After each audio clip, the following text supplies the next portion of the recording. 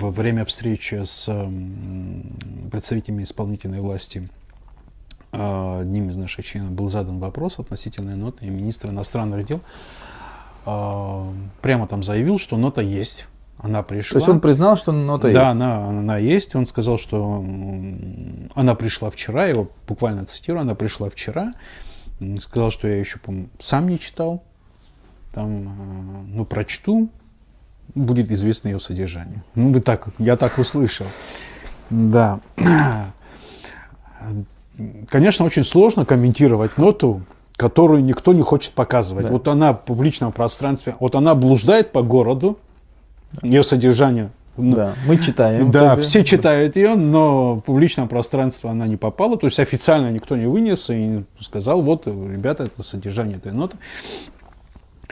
И как это комментировать, там, что есть вопросы к абхазской стороне, что в части ратификации, есть вопросы относительно противоречий, есть отсылка на то, что российской стороне не нравится, что не допускается передача этого объекта третьим лицам. Но это как бы...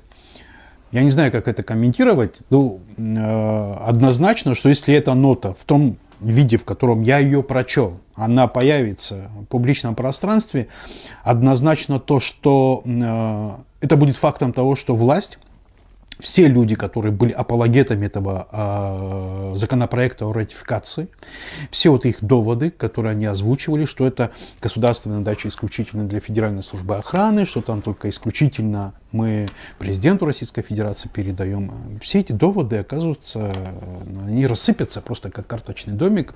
Выяснится, что просто либо их обманывали,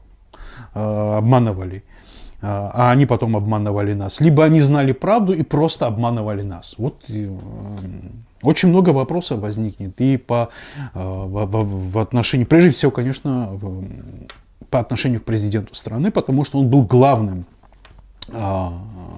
защитником этого законопроекта ратификации, к министру иностранных дел, там так вопросов вагон и тележка, плюс еще этот вопрос добавится, к министру юстиции, который периодически на каждой встрече вот, по поводу этого вопроса, он там пытался доказать, защитить все ее статьи, уверял нас в том, что там никаких подводных камней нету, там не то, что подводные камни, там достаточно серьезная проблема. Там глыбы, там айсберги зарыты.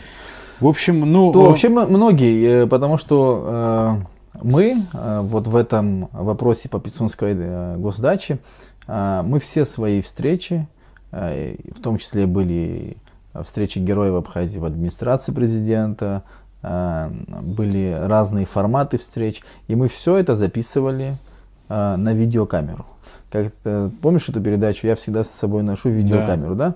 Вот мы всегда с собой носили видеокамеру, и все эти аргументы и президента, и премьер-министра, и главы Совбеза, все это записано. И если и когда эта нота откроется абхазскому обществу, я думаю, что подтвердится твой тезис. Или нас сознательно водили за нос на все общество, или бессознательно, но незнание не освобождает от ответственности. Абсолютно не освобождает от ответственности. Сейчас главное, чтобы наконец эта власть представила эту ноту. Хотя я понимаю, что они осознают масштаб проблем и будут делать все возможное для того, чтобы ее просто не опубликовать. Вот. Но это не решает вопросы, которые были поставлены в тексте этой ноты. Вот что. То есть они могут не публиковать, могут публиковать, но вопросы надо будет решать. Конечно, да. Это не решает проблемы, плюс она усугубляет проблему доверия народа. Да. Что общество уже в курсе содержания этой ноты, и есть достаточно серьезный объем вопросов к власти. Причем я не исключаю, что возникновение этой ноты может инициировать достаточно серьезный общественно-политический кризис в стране в случае ее опубликования. Настолько это серьезно, потому что это ненормально, когда... Я не знаю, как это с точки зрения в уголовном праве есть оценка таких действий, когда органы государственной власти, люди ответственные за эту страну, умышленно и пусть даже неумышленно вводят тебя в заблуждение, собственный народ, это уже, там есть признаки преступления. Это признаки преступления в соответствии с уголовным законодательством.